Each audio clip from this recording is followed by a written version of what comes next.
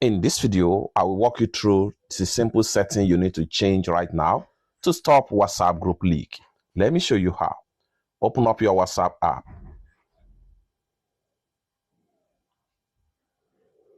Select a particular WhatsApp group you want to use. Next thing you want to do is to go ahead and click on the group name. And the next thing you want to do to scroll down right here, proceed to advanced chat privacy.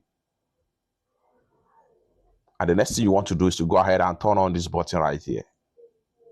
Once you turn this button on, any group member that wants to forward or download WhatsApp group media file, once you turn on this button right here, this simply means that no group member will be able to download or automatically save the group media file. And in the group, no member will be able to make use of AI chat. And also in the group, no member will be able to export chat or any media file in the group.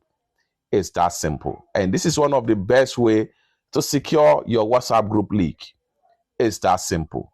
For more useful tutorial, tips and tricks about WhatsApp topic like this, consider to subscribe. Thank you so much for watching, and I hope to see you in my next video.